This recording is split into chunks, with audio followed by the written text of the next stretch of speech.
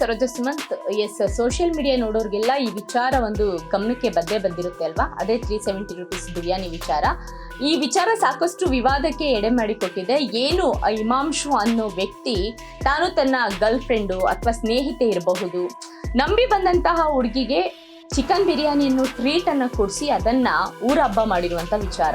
ಈ ಇಮಾಂಶು ಬಗ್ಗೆ ಸಾಕಷ್ಟು ವಿರೋಧ ವ್ಯಕ್ತ ಆಗ್ತಾ ಇದೆ. ಯಾಕಂತಂದ್ರೆ ಆತ ಕೂತಿದ್ದ ಜಾಗ ಯಾವುದು, ಆತ ಹೇಳಿದಂತೆ ಹೇಳಿಕೆ ಎಷ್ಟೆಲ್ಲ ರೀಚ್ ಆಗುತ್ತೆ ಅನ್ನೋದು ಅವನಿಗೆ ಸ್ವಲ್ಪ ಕೂಡ ಸಾಮಾನ್ಯ ಜ್ಞಾನ ಇಲ್ಲದೆ ಹೋಯ್ತಾ ಅನ್ನೋದು ಎಲ್ರಿಗೂ ಬೇಸರದ ವಿಚಾರ.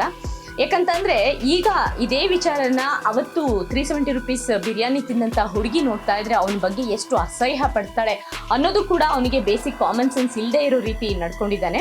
ತಾನು ಆ ವಿಚಾರ ಏನು ಅಂತಂದ್ರೆ ಒಂದ್ಸಲ ಏನು ಕಾಮಿಡಿಯನ್ ಶೋನಲ್ಲಿ ಪ್ರಣೀತ್ ಮೋರೆ ನಡೆಸ್ಕೊಡುವಂತಹ ಕಾಮಿಡಿ ಶೋನಲ್ಲಿ ತಾನು 370 ರೂಪೀಸ್ ಕೊಟ್ಟು ಒಂದು ಹುಡುಗಿಗೆ ಬಿರಿಯಾನಿ ತಿನ್ನಿಸ್ದೆ. ಆ ಬಿರಿಯಾನಿ ತಿನ್ಸಾದ್ಮೇಲೆ ಅದರ ಲಾಭ ನನಗೆ ಬೇಕಲ್ಲ, ಹಾಗಾಗಿ ಅವಳನ್ನ ದೈಹಿಕವಾಗಿ ಯೂಸ್ ಮಾಡ್ಕೊಳಕ್ ನೋಡಿದೆ ಹೀಗಾಗಿ ಅಂತ ಹೇಳಿದ್ದಾನೆ. ಎಷ್ಟು ಅಸಹ್ಯವಾಗಿ ಆ ವಿಚಾರವನ್ನ ಬಿಂಬಿಸಿದ್ದಾನೆ ಅಂತಂದ್ರೆ ಅಲ್ಲಿರೋರೆಲ್ಲ ಎಂಜಾಯ್ ಮಾಡಿದ್ರು ಕೂಡ ಅದು ಸೋಷಿಯಲ್ ಮೀಡಿಯಾದಲ್ಲಿ ವೈರಲ್ ಆದ್ಮೇಲೆ ಸಿಕ್ಕಾಬಟ್ಟೆ ಆಕ್ರೋಶ ವ್ಯಕ್ತ ಆಗ್ತಾ ಇದೆ. ಇದರ ಪರಿಣಾಮ ಏನಾಯ್ತು ಅಂತ ಅಂದ್ರೆ ಒಬ್ಬೊಬ್ಬ ಹುಡುಗಿ ಕೂಡ ತಾನು ಏನ್ ಯೂಸ್ ಮಾಡ್ತೀನಿ ಕಾಸ್ಮೆಟಿಕ್ಸ್ ಅದ್ರದ್ದು ಒಂದೊಂದು ವಿಡಿಯೋ ಕೂಡ ಹರಿಬಿಡ್ತಾ ಇದ್ದಾರೆ. ಆ 370 ರೂಪೀಸ್ ಅವ್ನು ಹೇಳಿರೋ ಬೈಟು ಹಾಗೆ ಆತನ ಫೋಟೋಗಳನ್ನ ಹಾಕ್ಬಿಟ್ಟು ನಾನು ಯೂಸ್ ಮಾಡುವಂತ ಒಂದೊಂದು ಸಿರಾಮು 700 ರೂಪೀಸ್ 1000 ರೂಪೀಸ್ ಮಾಯಿಶ್ಚರೈಸರು ಈ ರೀತಿ ಅವ್ರು ಏನೆಲ್ಲ ಯೂಸ್ ಮಾಡ್ತಾರೆ ಕಾಸ್ಮೆಟಿಕ್ಸ್, ಏನಿಲ್ಲ ಒಂದು 5000 6000 ವರ್ತ್ ಇರೋ ಅಂತ ಕಾಸ್ಮೆಟಿಕ್ಸ್ನ ನಾವು ಪ್ರತಿ ತಿಂಗಳು ಯೂಸ್ ಮಾಡ್ತೀವಿ. ಯಾವುದು 370 ರೂಪೀಸ್ ಅನ್ನೋ ರೀತಿ ಆಕ್ರೋಶವನ್ನ ಹೊರ ಹಾಕ್ತಾ ಇದ್ದಾರೆ ಮಹಿಳಾ ಮಣಿಗಳು. ಇದರಿಂದ ಅಂದ್ರೆ ಇಡೀ ಸೋಷಿಯಲ್ ಮೀಡಿಯಾದಲ್ಲಿ ಇದೇ ತುಂಬೋಗಿದೆ. ಇದೇ ಪ್ರಣೀತ್ ಮೋರೆ ಬಗ್ಗೆ ಒಂದ್ ಸ್ವಲ್ಪ ಬೇಸರ ಕೂಡ ವ್ಯಕ್ತ ಆಗ್ತಾ ಇದೆ. ಪ್ರಣೀತ್ ಮೋರೆ ಈಗ ಸದ್ಯಕ್ಕೆ ಕ್ಷಮೆನ ಕೂಡ ಕೇಳಿದ್ದಾರೆ. ಆ ಮಾತನ್ನ ನಾನು ಎಂಟರ್ಟೈನ್ ಮಾಡಬಾರ್ದಿತ್ತು, ಆದ್ರೆ ಅದು ನನ್ನ ಅಭಿಪ್ರಾಯ ಆಗಿರ್ಲಿಲ್ಲ ಅಂತ. ಆದ್ರೆ ಆತ ಈ ಮಾತನ್ನ ಎಂಟರ್ಟೈನ್ ಮಾಡೋದಕ್ಕೆ ಹಿಂದೆ ಕೂಡ ಒಂದು ಕಾರಣ ಇದೆ. ಇದೇ ಬಿಗ್ ಬಾಸ್ ಶೋನಲ್ಲಿ ಕೂಡ ಈ ಪ್ರಣೀತ್ ಮೋರೆ ಭಾಗವಹಿಸಿದ್ರು. ಆಗ ಕೂಡ ಇದೇ ರೀತಿಯ ಮಹಿಳೆಗೆ ಒಂದು ಕೆಟ್ಟ ವಿಚಾರವನ್ನ ಕೂಡ ಎಕ್ಸ್ಪ್ಲೈನ್ ಮಾಡಿದ್ರು. ಆ ಹಿನ್ನೆಲೆಯನ್ನ ನೋಡಿದಾಗ ಪ್ರಣೀತ್ ಮೋರೆ ಮನಸ್ಥಿತಿ ಇಲ್ಲಿ ಗೊತ್ತಾಗ್ತಾ ಇದೆ. ಈ ವಿಡಿಯೋ ಸಿಕ್ಕಾಪಟ್ಟೆ ವೈರಲ್ ಆಯ್ತಲ್ಲ, ಅದಾದ್ಮೇಲೆ ತನ್ನ 38 ಲಕ್ಷ ಮಂದಿ ಫಾಲೋವರ್ಸ್ ಇದ್ದಂತಹ ಇನ್ಸ್ಟಾಗ್ರಾಮ್ನ ಡಿಆಕ್ಟಿವೇಟ್ ಮಾಡಿದ್ದಾರೆ ಅಷ್ಟೇ. ಅದನ್ನೇನು ಮತ್ತೆ ಆಕ್ಟಿವೇಟ್ ಮಾಡ್ಕೊಳ್ಳೋದೇನು ಕಷ್ಟ ಆಗಲ್ಲ.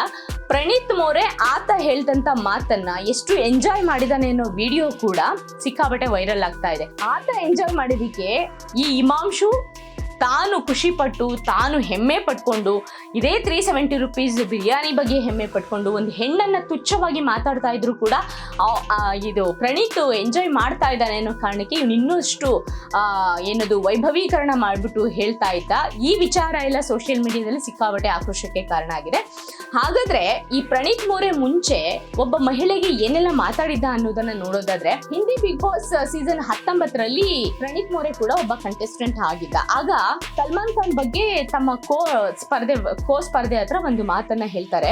ಸಲ್ಮಾನ್ ಖಾನ್ ಅವರ ಪನ್ವೇಲ್ ಫಾರ್ಮ್ ಹೌಸ್ಗೆ ಯಾವತ್ತಾದ್ರೂ ಹೋಗಿ ಬಂದಿದ್ದೀರಾ ಅಂತ. ಅಂದ್ರೆ ಆ ಮಾತಿನ ಅರ್ಥ ಹೇಗಿತ್ತು ಅಂದ್ರೆ, ಆ ಸ್ಪರ್ಧಿ ಸಲ್ಮಾನ್ ಖಾನ್ ಅವರ ಹಾಕಿದಂತಹ ಬ್ರೇಸ್ಲೆಟ್ ಅನ್ನೇ ಅವ್ರು ಹಾಕಿದ್ರು. ಸೊ ಆ ಬ್ರೇಸ್ಲೆಟ್ ನೋಡಿ ಪ್ರಣೀತ್ ಈ ಪ್ರಶ್ನೆಯನ್ನ ಆಕೆಗೆ ಕೇಳಿದ್ದ. ಅಂದ್ರೆ ನೀವೇ ಅರ್ಥ ಮಾಡ್ಕೊಬಹುದು ಅವನು ಯಾವ ಅರ್ಥದಲ್ಲಿ ಕೇಳಿದ್ದ ಅಂತ. ಸೊ ಬಿಗ್ ಬಾಸ್ ಶೋ ಆಗಿದ್ರಿಂದ ಅದನ್ನ ಸರಿಯಾಗಿ ಸಲ್ಮಾನ್ ಖಾನ್ ಅವರು ಲಾಕ್ ಮಾಡಿದ್ರು. ವೀಕೆಂಡ್ ಶೋನಲ್ಲಿ ಬಂದಂತಹ ಸಂದರ್ಭದಲ್ಲಿ ಪ್ರಣೀತ್ಗೆ ಈ ಕ್ವಶನ್ ನ ತಗೊಂಡು ಸರಿಯಾಗಿ ಜಾಡಿಸಿದ್ರು. ಅದಾದ್ಮೇಲೆ ಕ್ಷಮೆನೂ ಕೇಳಿದ್ದ.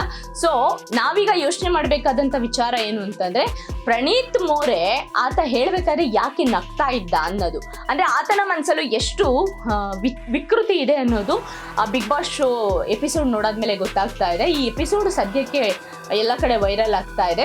ಪ್ರಣೀತ್ ಮೋರೆ ಇನ್ನೊಂದು ತಮ್ಮ ಅಧಿಕೃತ ಇನ್ಸ್ಟಾಗ್ರಾಮ್ನ ಹಾಗೆ ಬಿಟ್ಕೊಂಡು ಈ ಇನ್ಸ್ಟಾಗ್ರಾಮ್ನ ಮಾತ್ರ ಅವರು ಏನು ಡಿಆಕ್ಟಿವೇಟ್ ಮಾಡಿದ್ದಾರೆ. ಯಾಕಂದ್ರೆ ಜನಗಳಿಂದ ನಿಂದನೆಯನ್ನ ತಡೆದುಕೊಳ್ಳೋದಕ್ಕೆ ಆಗ್ತಿಲ್ಲ ಅನ್ನೋ ಒಂದು ಕಾರಣಕ್ಕೆ. ಸದ್ಯ ಆ ವ್ಯಕ್ತಿ ಇಮಾಂಶು ಇದನ್ನಲ್ಲ, ತಾನು ಕರ್ಕೊಂಡೋಗಿದ್ದಂತಹ ಹುಡುಗಿಗೆ 370 ರೂಪಾಯಿ ಬಿರಿಯಾನಿ ತಿನ್ನಿಸಿ ಪಾರ್ಕಿಗೆ ಕರ್ಕೊಂಡು ಏನೆಲ್ಲ ಮಾಡಿದೆ ಅಂತ ಬಹಳ ದೊಡ್ಡ ಸಾಧನೆ ಮಾಡ್ಕೊಂಡಂತಹ ವಿಚಾರವನ್ನ ಸಮಾಜದ ಮುಂದೆ, ಅಂದ್ರೆ ಅಷ್ಟು ದೊಡ್ಡ ರಿಯಾಲಿಟಿ ಶೋನಲ್ಲಿ ಕಾಮಿಡಿ ಕಾಮಿಡಿ ಶೋನಲ್ಲಿ ಹೇಳಿದಂಥ ವ್ಯಕ್ತಿಗೆ ಸರಿಯಾದ ಪಾಠ ಆಗಿರೋದೇನು ಅಂತ ಅಂದರೆ ಸದ್ಯಕ್ಕೆ ಅವರ ಆಫೀಸ್ ಅವರ ಕಚೇರಿಯಿಂದ ಆತನನ್ನು ರಿಮೂವ್ ಮಾಡಿದ್ದಾರೆ, ಆತನನ್ನು ಎಂಪ್ಲಾಯ್ಮೆಂಟ್ರಿಂದ ತೆಗೆದುಹಾಕಿದ್ದಾರೆ. ಇದಷ್ಟೇ ಸದ್ಯಕ್ಕೆ ಅವನಿಗೆ ಕೊಟ್ಟಂಥ ಶಿಕ್ಷೆ. ಆದರೆ ಈಗ ಆತನಿಗೆ ಬುದ್ಧಿ ಕಲಿಯುವಂಥದ್ದು ಏನು ಅಂತ ಅಂದರೆ ಮತ್ತೆ ಹೊರ ಜಗತ್ತಿಗೆ ಬಂದು ಅವನು ಹೆಣ್ಮಕ್ಳು ಮುಂದೆ ತಲೆ ಎತ್ತೋದಕ್ಕೆ ಕಷ್ಟ ಆಗುವಂತಹ ಪರಿಸ್ಥಿತಿ ಅವನಿಗಿದೆ. ಯಾಕಂದರೆ ಇನ್ನು ಮುಂದೆ ಯಾವ ಹೆಣ್ಮಕ್ಳು ಕೂಡ ಅವನ ಮುಖ ಕೂಡ ನೋಡೋದಿಲ್ಲ. ಯಾಕಂದರೆ ಅಷ್ಟು ರೆಸ್ಪೆಕ್ಟ್ ಇಟ್ಕೊಂಡು ಬಂದಂತಹ ಹೆಣ್ಣಿಗೆ ಜಸ್ಟ್ ಒಂದು ಟ್ರೀಟ್ ಕೊಡಿಸಿದ್ನೇ ಇಷ್ಟೊಂದು ವೈಭವೀಕರಣ ಮಾಡಿ ಹೇಳ್ತಾನೆ ಅಂತಂದರೆ ಆತನ ಮನಸ್ಥಿತಿ ಎಂಥದ್ದು ಅಂತ ಈಗ ಆಲ್ರೆಡಿ ಆತನ ಸುತ್ತಮುತ್ತ ಇರುವಂತಹ ಹೆಣ್ಮಕ್ಳಿಗೆ ಗೊತ್ತಾಗಿರುತ್ತೆ. ಜೊತೆಗೆ ಇನ್ನೊಂದು ಸೋಷಿಯಲ್ ಮೀಡಿಯಾದಲ್ಲಿ ಒಂದು ಮೆಸೇಜಸ್ ಕೂಡ ಪಾಸ್ ಆಗ್ತಾ ಇರುವಂಥದ್ದು, ಹೆಣ್ಮಕ್ಳು ಯಾವತ್ತೂ ಕೂಡ ಯಾರ ಹತ್ರನೂ ಸುಮ್ಮನೆ ಟ್ರೀಟ್ ಅಂತ ಕೊಡಿಸ್ಕೊಳ್ಳೋಕೆ ಹೋಗಬೇಡಿ. ಯಾರ್ಯಾರು ಹೇಗೆ ಇರ್ತಾರೆ ಅಂತ ಗೊತ್ತಾಗಲ್ಲ. ನಿಮಗೆ ನಂಬಿಕಸ್ಥ ಆಗಿದ್ರೆ ಮಾತ್ರ ನೀವು ಖರ್ಚು ಮಾಡಿ ಅವ್ರಿಗೂ ಖರ್ಚು ಮಾಡೋಕ್ಕೆ ಹೇಳಿ ಅನ್ನೋ ಥರದ ಮೆಸೇಜ್ಗಳು ಕೂಡ ಪಾಸ್ ಆಗ್ತಾ ಇದ್ದಾವೆ. ಒಟ್ಟಿನಲ್ಲಿ ಈ ವಿಚಾರ ಸೋಷಿಯಲ್ ಮೀಡಿಯಾದಲ್ಲಿ ಧೂಳೆಪ್ಸಿರೋದಂತೂ ಸತ್ಯ. ಜೊತೆಗೆ ಹೆಣ್ಮಕ್ಳು ಈ ಥರ ವಿಚಾರಕ್ಕೆ ಬರೀ 370 ರೂಪೀಸ್ಗೆ ಯಾವ ಹೆಣ್ಮಕ್ಳು ಈ ಥರ ಮಾಡಲ್ಲ. ಜಸ್ಟ್ ಫ್ರೆಂಡ್ಶಿಪ್ಪಲ್ಲೇನೋ ಬಿರಿಯಾನಿ ತಿಂದಿರ್ತಾರಷ್ಟೇ ಅಂತ ಹೇಳಿ ತಾವು ಖರ್ಚು ಮಾಡೋದು ತಮ್ಮ ಬ್ಯೂಟಿಗೆ. ಈಗಿನ ಜನ್ರೇಷನಲ್ಲಿ ಆ ಬ್ಯೂಟಿ ಕಾನ್ಷಿಯಸ್ ಇರಬಹುದು ಅಥವಾ ತಮ್ಮ ಫ್ಯಾಷನ್ಗೋಸ್ಕರ ಎಷ್ಟೆಲ್ಲ ಖರ್ಚು ಮಾಡ್ತಾರೆ ಅನ್ನೋದು ಆಲ್ಮೋಸ್ಟ್ ಎಲ್ರಿಗೂ ಗೊತ್ತೇ ಇರುತ್ತೆ. ಹೀಗಾಗಿ ಈ ವಿಚಾರಗಳನ್ನು ಕೂಡ ಸೋಷಿಯಲ್ ಮೀಡಿಯಾದಲ್ಲಿ ಹಾಕಿ ಹಿಮಾಂಶುಗೆ ಸರಿಯಾಗಿ ಕೂಡ ತಿರುಗೇಟನ್ನು ಕೊಡ್ತಾ ಇದ್ದಾರೆ. ಸದ್ಯ ಇದು ಸೋಷಿಯಲ್ ಮೀಡಿಯಾದ ಟ್ರೆಂಡ್ ಆಗಿದೆ.